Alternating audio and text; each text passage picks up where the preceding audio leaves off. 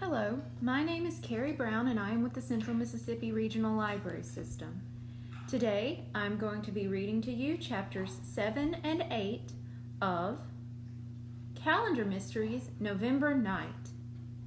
Written by Ron Roy, illustrated by John Stephen Gurney, published by Random House, New York. Chapter 7, Operation Brian. Bradley woke up to more strange noises.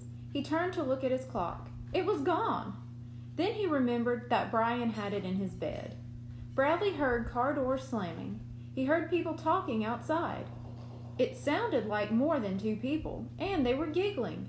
Who would be laughing outside in the dark, he wondered.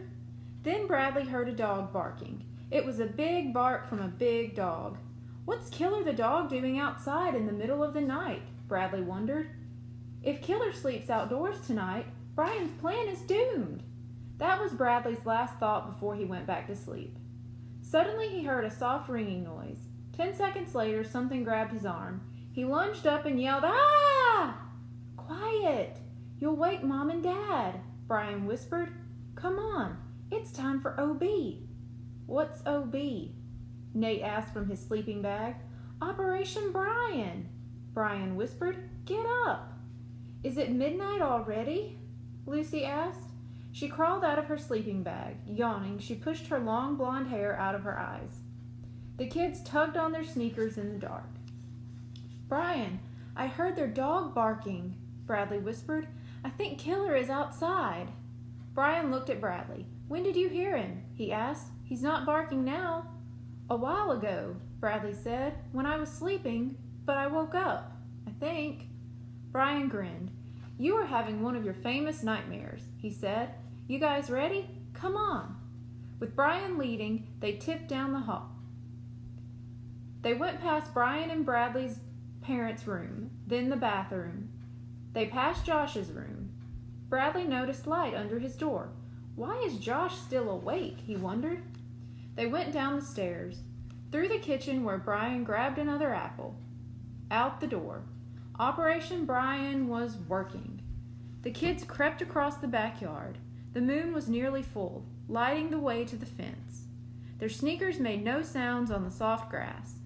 Bradley put his eye to the knothole. "Nothing moving," he reported. "Can you see Killer?" Brian asked. Bradley looked again. "Nope, just the big blue tarp," he said. "But he could be out there somewhere." "That's why I brought this," Brian said. He tossed the apple over the fence, then put his eye to the knothole. "No noise, no dog. So now you guys can boost me up like they do in the Boy Scouts." "I'm not a Boy Scout," Lucy said. "I'm not even a Cub Scout," Nate added. "Josh taught me this," Brian said. He told Nate and Lucy to squat down. He showed them how to make a seat by crisscrossing their hands and arms. When they were ready, Brian put one foot on top of their joined hands. He balanced by holding on to Bradley's head. Nate and Lucy stood up, slowly lifting Brian. "You're heavy," Nate grunted. "You're pulling my hair," Bradley said. Brian grabbed the top of the fence. "A little higher," he said. Bradley shoved his brother's rear end. "Okay, I'm up," Brian said. "Go to the gate and I'll let you in." "Unless Killer eats you first," Nate said. Brian grinned in the moonlight. "Killer is in the house dreaming doggy dreams," he said. Then he dropped out of sight into the neighbor's yard. Bradley, Nate, and Lucy raced toward the gate. When they got there, Brian was shoving it open. "Come on in," he whispered, "and be quiet." Single file, they followed Brian across the yard. In the moonlight, the tarp was a tall blue ghost. The green car sat in the driveway. Bradley thought it looked like a crouching dragon. Moonlight made the car's headlights gleam like eyes. Suddenly, the house lit up. A light went on inside the tarp.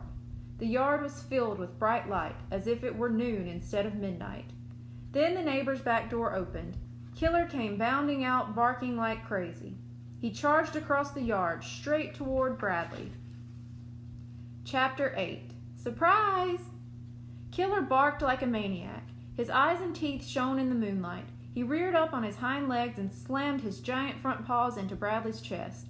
"My nightmare is coming true," Bradley thought as he landed on his back on the grass. 100 pounds of hairy black dog piled on top of him. A huge pink tongue washed his face. Bradley was too scared to yell.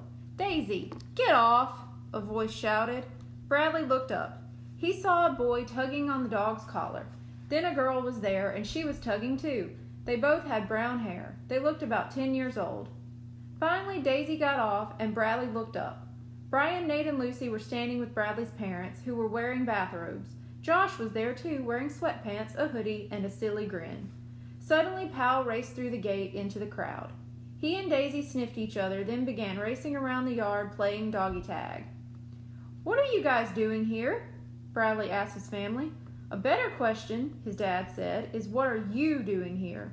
Josh helped Bradley off the ground. The two new kids were standing next to the neighbors. "These are our grandchildren from Florida," Mrs. Sargent said, "Charlie and Maddie." Everyone said hi.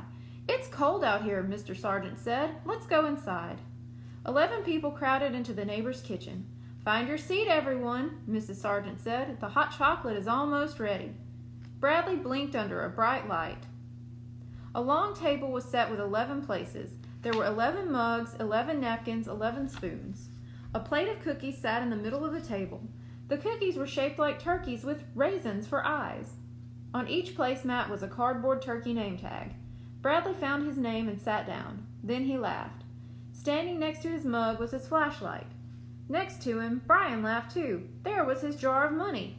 "They knew we were coming," Bradley said to himself.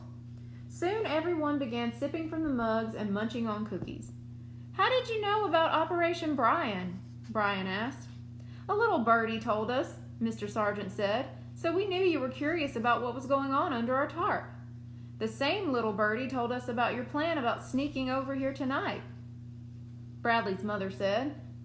"What little birdie?" Bradley asked. Josh grinned and patted himself on the chest. "Tweet, tweet," he said. "I heard you guys talking in your room. You should keep your door closed." "We had fun sitting in the dark and watching you sneak into the yard," Mrs. Sargent said. "And I heard you creeping past my door," Josh said. "You were about as quiet as a herd of elephants." "So I nearly broke my neck for nothing," Brian said. "And I got attacked by a giant dog for nothing," Bradley said. "Daisy wouldn't hurt a fly," Maddie said. "She just wanted to kiss you." "If you had asked, we would have told you," Mrs. Sargent said. "We're building a special Thanksgiving surprise for Charlie and Maddie." "Granddad, what is it?" Charlie asked. "I can't wait till tomorrow." Mr. Sargent stood up and looked at his watch. "Well, since it's almost 1 in the morning, it's officially Thanksgiving Day," he said. "Let's go take a look." Charlie and Maddie raced out the door. Bradley, Brian, Nate, and Lucy ran after them. Everyone gathered in front of the blue tarp. Mrs. Sargent tugged on a rope and the tarp fell to the ground. The surprise was tall and silver and shiny. It gleamed in the moonlight. "It's a space shuttle!" Maddie shouted. "Thank you, Grandpa and Grandma." Charlie and Maddie lived near the Kennedy Space Center in Florida, Mrs. Sargent explained. "They love to go there and see the launches. So we decided to build them their own shuttle in our backyard." "But where's the tree?" Bradley asked. "It's inside," Mr. Sargent said. "We cut off most of the branches and used some of the wood inside the shuttle. The tree is very old, so we used cement and steel bars to make it stronger. The spaceship was made of aluminum that covered the tree, and light shone through the round windows. There was a door to go inside." "It's wonderful," Bradley's mother said. "What clever new neighbors we have." "Can we go in it?" Nate asked.